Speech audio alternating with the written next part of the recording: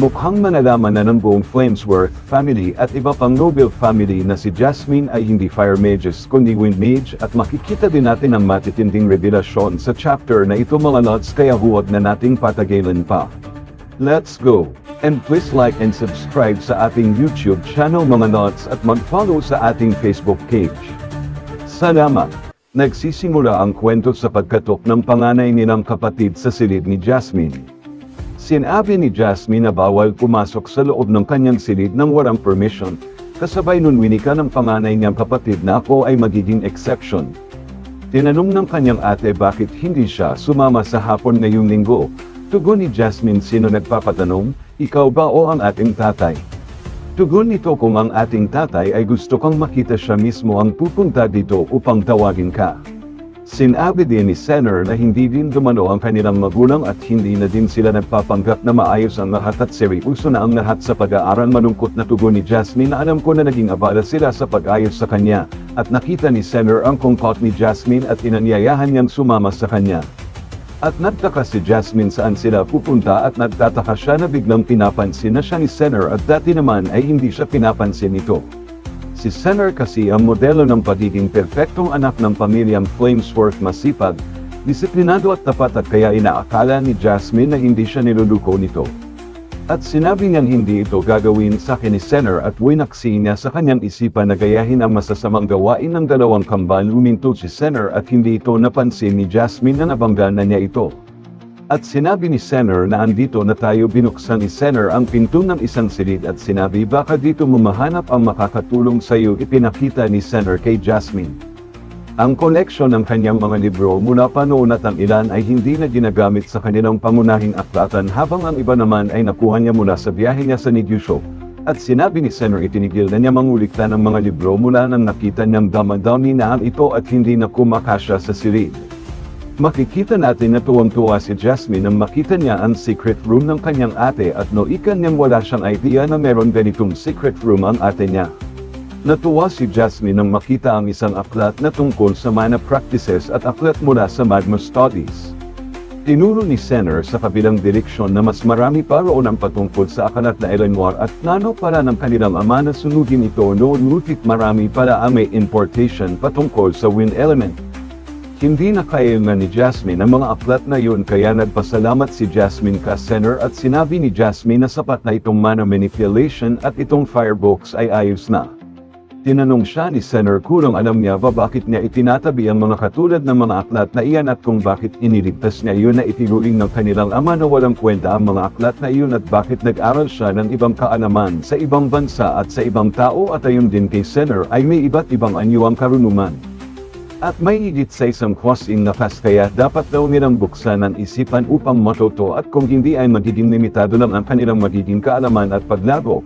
Pinayuhan ni Senner si Jasmine na pwede niyang itulak ang sarili hanggang sa makakaya niya. Pero darating siya sa pader na hindi basta-basta niya mababasag, maliban na lang kung matuto siyang lampasan ito. Humingi ng paumanhin si Senner, hindi niya layunin magsalita ng palaisipan tulad ng kanilang mga magulang. Pero tiniyak niya kay Jasmine na isa siyang Flamesworth, matapang at matalino si Jasmine. Hindi niya pwedeng sabihin sa kanya na ano ang dapat gawin, ngunit umaasa siyang isa sa lang-alang ni Jasmine ang pag-explore sa mundo sa labas ng mga alam na niya, at pinayuhan niya si Jasmine na alagaan ang sarili at umalis kung kinakailangan. Ano man ang mangyari, at habang papaalis na si Senner ay iwinika ni Jasmine na may tuno ng kasiyagan ang pangalan ng kanyang ate na Senner, at tinignan siya at ngumiti at taos-pusong nagpasalamat sa tulong nito, at tugon naman ni Senner ng isang matamis na ngiti kay Jasmine. Lumipat ang eksena, pinapakita ang labas ng kastilyo ng pamilyang Flamesworth. Sa loob si Jasmine ay buong gabi talaga nagbasa para tapos. Ayon sa field research ni Gideon Bastias, ang mga malalaking patches ng tuyo na lupa sa timog kanluran ng Karn ay may mas mataas kaysa average ambient fire mana. At ayon pa sa binasa ni Jasmine na mabilis na pinagdekrehan ng Late King Leader ang lupa na accessible lamang para sa mga mages na pinahihintulutan ng korte. Pagkatapos ng kanyang kamatayan, binuksan ng kanyang anak ang lupa sa lahat ng mages. At nagkaroon ng idea si Jasmine na maaring maraming siyang matuklasan doon na makakatulong sa kanya.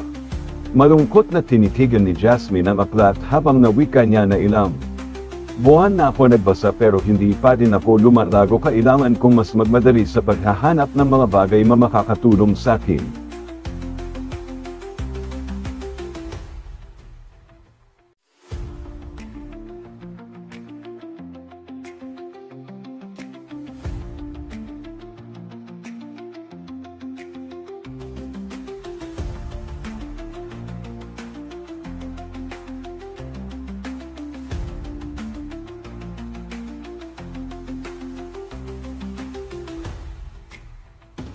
At lumipat ang eksena, nasa harapan na si Jasmine ng kanyang ama habang may binabasa ito, at napawika ang kanyang ama na, alam mo bakit kita pinatawag?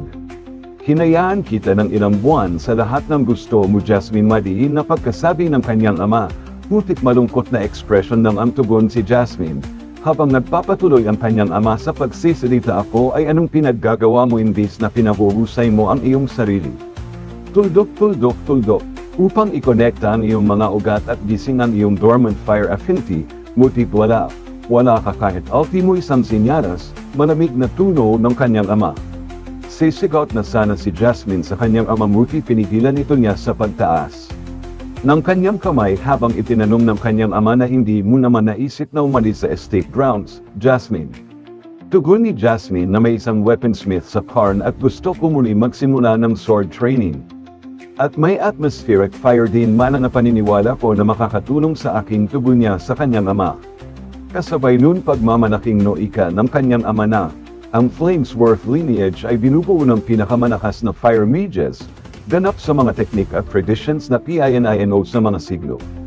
At hindi na magbabago yon, at sinong nagsabi sa iyo na ang ating Flamesworth techniques ay hindi namumuna sa lahat? At sabi ni Jasmine, hindi po ganoon ang aking gustong sabihin, aking ama. Tumayo ang kanyang ama at sinabi na, paano kung pumunta ka sa ibang pangmamalaking pamilya? Ano ang SASABI move? Hinahihiya mo ang ating pamilya, ganon ba, Jasmine? Andito na ang lahat ng iyong mga kailangan para magtagumpay dito sa ating pamamahay. Galit na galit ang kanyang ama na sabihin ng mga henerasyon ng mga yaman sa ilalim ng ating pamumuno. At ikaw ay NAGSASAGOT na hindi ito sapat. Hindi nagkulang ang FLAMESWORTH sandala ng pangalan nito hanggang sa iyo. Jasmine, sumigaw ang kanyang ama at winikam. Hindi ko hayaan na ipagpatuloy mo ang kumilos ng hindi kaaya-aya at dudumihan mo ang pangalan nating pamilya. Gulat na gulat si Jasmine nang marinig ito sa kanyang ama at napayuko siya habang sinasabi ng kanyang ama habang umupo na. Nawawala na ako ng pag-asa na ang iyong fire affinity ay magpakita pa. Tuldok, tuldok, tuldok. Pero hanggang hindi pa natin alam, huwag ka mo nang umalis dito, at huwag may KASALITE sa kahit kanino tungkol sa iyong core level. Habang sumasali ng alak sa baso, sinabi ng kanyang ama na inaasahan ko na magpapatuloy kayo sa mga public events na gagana mamaya. Bukod dyan, ayaw ko na makita o marinig ng iba hanggang wala pang resulta. Naiintindihan mo ba, Jasmine? Naiinis na sumagot si Jasmine na, opo, aking ama. Tumatakbong umalis si Jasmine at nagdabob na senara ang pinto. Bumalik si Jasmine sa silid-aklatan ng kanyang ate center at umupo habang iniisip pa ang mga sinabi ng kanyang ama, at habang nakaupo ay napansin niya ang dalawang dagger sa lamesa. Kinuha niya ito habang nakapikit at tila may sinusubukang wind spell. Ayon sa spell, kung ito man ay ang iyong wind of enmity o ang iyong ambidexterity, sanayin kung ano ang mayroon ka. Ang isang maliit na proyekto na ginawa ko ay hindi lumabas ng maayos gaya ng inaasahan ko. Iyong panatilihin, ayon sa nakasulat, habang inaalala pa din ni Jasmine ang pag-uusap nila ng kanyang ama, ay mas pinupursige lalo ni Jasmine na matuto kahit na limitado kang ang mga kagamitan niyang meron siya. Habang nagsisinay ay nadulas si Jasmine dahil sa isang aklat sa sahig at natumba siya habang sinabi na ganun din kahit maliit din ang espasyo. Bumalik sa mga alala ni Jasmine na gusto niyang lumayo sa kanyang pamilya hanggang sa abot ng kanyang makakaya. Ang tanging exception ay sa mga noble events, kung saan ako ay nakipaglalaro sa mga perfect Flamesworth child. Habang binabalik ni Jasmine ang aklat ay naiisip niyang ayaw ko magsalita sa mga magulang ko hanggang dumating na ang tamang panahon. Dagdag pa ni Jasmine na, ayaw ko magpakita ng mukha ko hanggang sa mapatunayan ko na karapat ako maging FLAMESWORTH. Makaraan ang ilang mga buwan si Jasmine ay tila, hindi ako nawala ng pag-asa na magising ang fire affinity niya. Naniniwala ako sa payo ni Senner at naglaan ako ng maraming oras sa pagpagsasanay sa dual daggers. Nag-practice ako ng madaming beses hanggang sa makamit ko ang pagsasaliksik ko. Kitang-kita sa mukha ni Jasmine na masaya siyang nagsisanay. At habang kinuha niya ang mga mannequin na ginagamit niya sa pagsisanay ay may napansin siya hindi ganun kalayuan sa kanya. Siniwip ito ni Jasmine at ito pala ay mga noble na nakasakay sa car. Lumipat ang eksena sa loob ng bahay ng pamilyang Flamesworth. Habang nakatingin si Jasmine ay abala ang lahat ng kasambahay nila Jasmine dahil sa gaganaping taunang dinner party ng mga maharlikang pamilya at mag-host ang pamilyang Flamesworth the event na ito. Hindi magkadaugaga ang mga katulong sa pag-aayos. At banggit ni Jasmine ang pagdalaw sa handaan na iyon ay isang nakakainis at nakakaboring na gawain. Habang nakatayo si Jasmine at may dagger sa likod ay noika niya. Pero ngayon na nag-hosting na kami, nabaling ang atensyon ni Jasmine sa mga katulong na nag-uusap patungkol sa. Ayon sa chismis ng mga Marites, nakita nila ang East Wing inang oras ang nakaraan. Pinag-uusapan nila, ang gwapo niya sa sinasabi nila.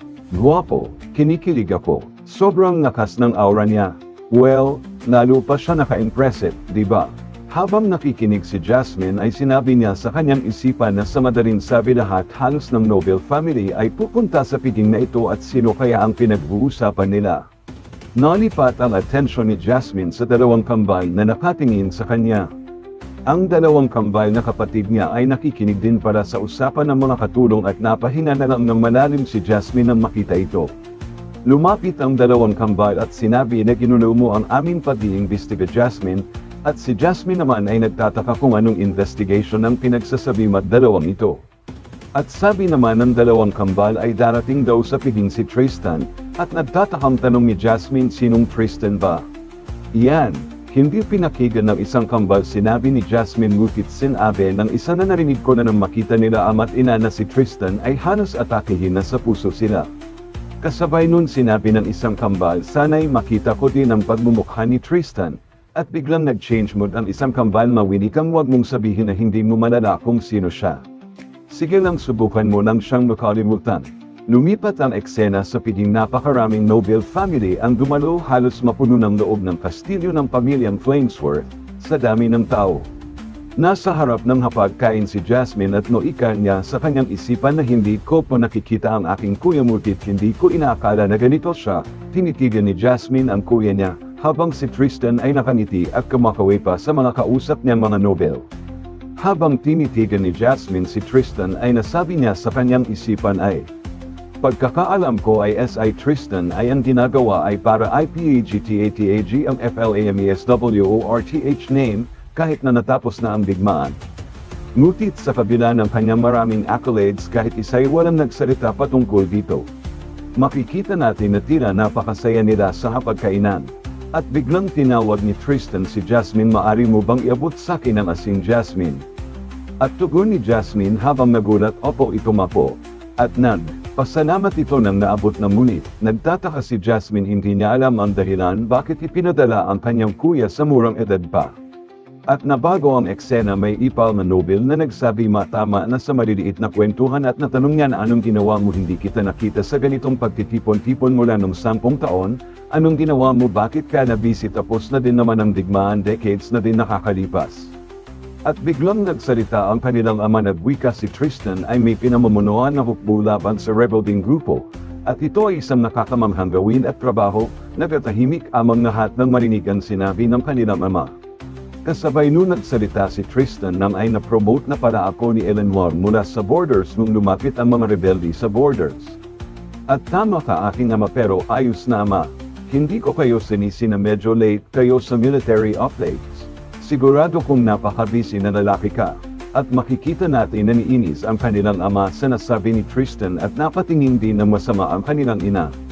At patuloy pang inaasar ni Tristan sila, at binati niya ang kanyang kapatid na congrats sa bagong rank mo, siguro nakaka-enjoy dahil may ilan rulings.